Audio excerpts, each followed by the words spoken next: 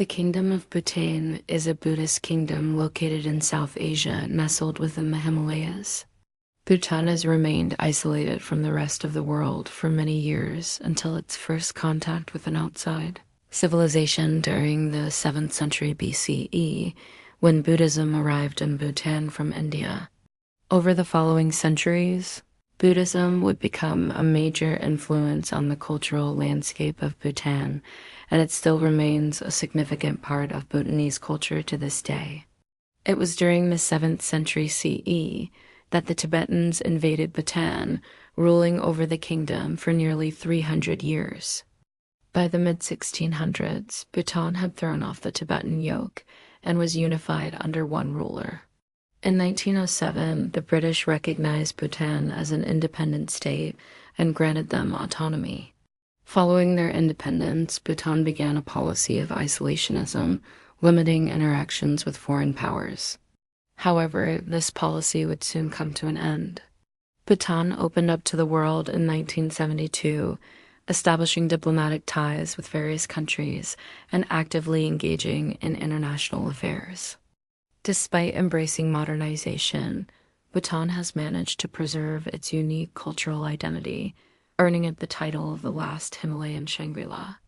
Join us as we delve into the history of this enigmatic nation, exploring the ancient roots of its Buddhist traditions and the fascinating events that have shaped its journey through time. The early history of Bhutan is shrouded in mystery, with accounts often blending mythology and legend. According to ancient texts, the area now known as Bhutan was originally inhabited by demon-like beings called Lusers. These malevolent creatures oppressed the local people known as the Bonpos.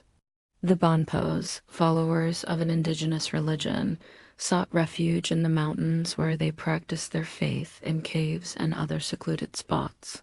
This period marked the early beginnings of Buddhism in Bhutan, though its origins can be traced back to the teachings of Guru Rinpoche, also known as Padmasambhava, who is believed to have visited Bhutan around the 8th century CE.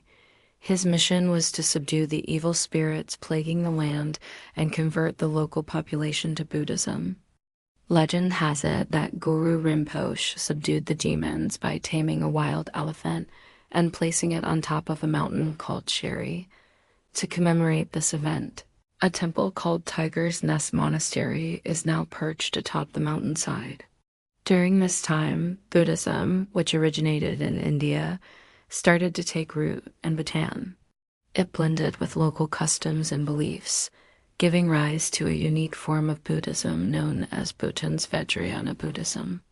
This distinct branch of Mahayana Buddhism incorporates elements of local traditions, creating a rich tapestry of religious practices. Key figures like Guru Rinpoche are revered, and his teachings played a pivotal role in shaping Bhutanese culture and identity.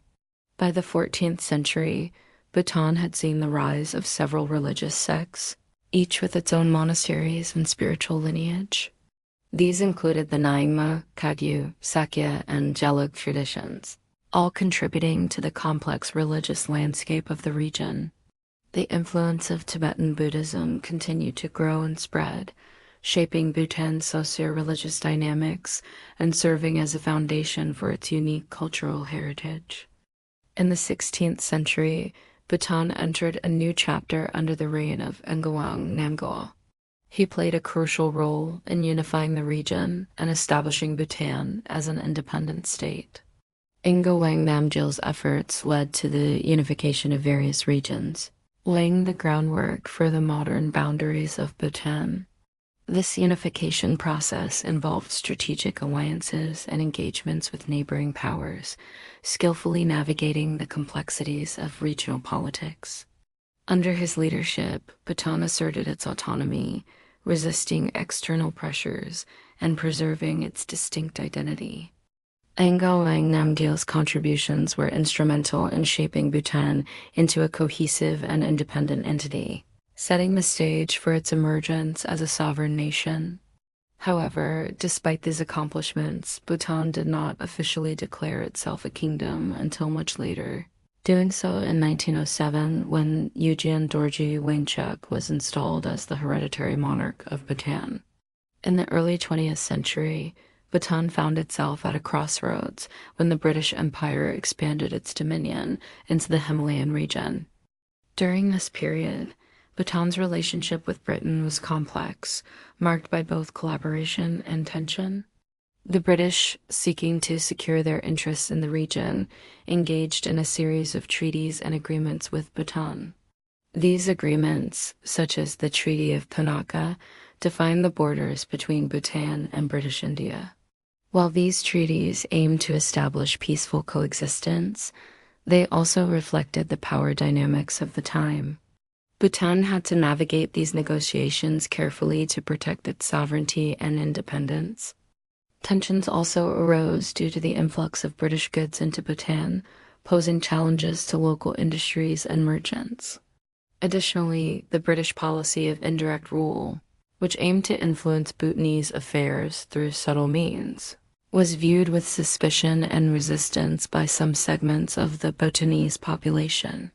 Despite these tensions, Bhutan's strategic location made it an important player in the region, and its relationship with Britain had significant implications for its future.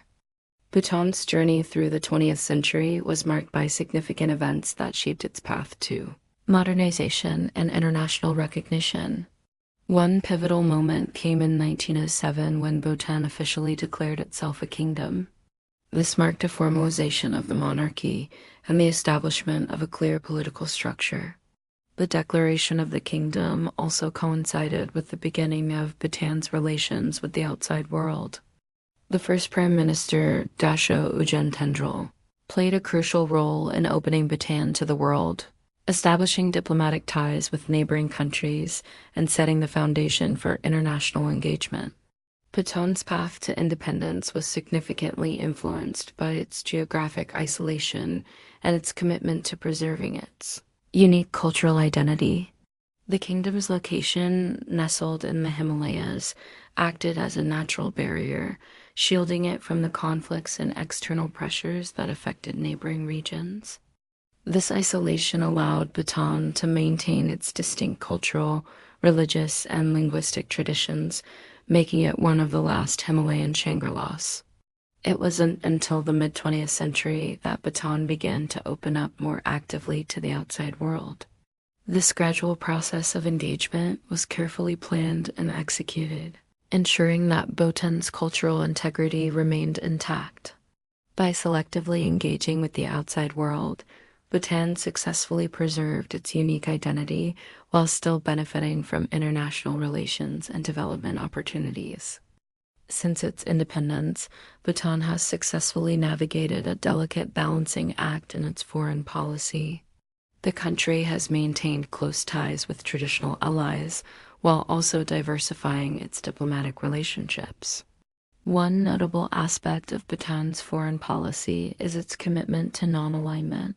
Bhutan has consistently remained non-aligned in international conflicts and has advocated for peaceful coexistence among nations. This commitment to peace has been a cornerstone of Bhutan's foreign policy. Bhutan has actively promoted regional stability and cooperation. It has signed numerous peace agreements with neighboring countries and has played a constructive role in conflict resolution efforts. Moreover, Bhutan's membership in international organizations, such as the United Nations, reflects its commitment to global cooperation and its desire to contribute to international efforts in areas like environmental protection and sustainable development. In recent decades, Bhutan has emerged as a champion of gross national happiness, a philosophy that emphasizes the importance of holistic development. This approach prioritizes the well-being and happiness of the Bhutanese people, taking into account environmental, social, and cultural factors. Bhutan's commitment to gross national happiness has gained international recognition and has inspired other nations to reevaluate their development priorities. As we conclude our exploration of Bhutan's history, it's evident that this enigmatic Himalayan kingdom has successfully navigated a unique path through time. From its early Buddhist roots to its journey towards independence and its pioneering work in gross national happiness, Bhutan has emerged as a shining example of how tradition and modernity can coexist harmoniously. Its strategic geographic location has played a pivotal role in shaping its history, allowing it to preserve its cultural heritage while engaging with the wider world on its own terms. Bhutan's story serves as a reminder that even in an ever-changing global landscape, small nations can carve out a distinctive space for themselves and make significant contributions to global discourse and well-being. As Bhutan continues to embrace the challenges and opportunities of the 21st century, it does so with a rich history as its foundation and a vision of gross national happiness as its guiding light. Thank you for joining us on this journey through the history of Bhutan. If you enjoyed this video, we invite you to subscribe to our channel to be part of our community.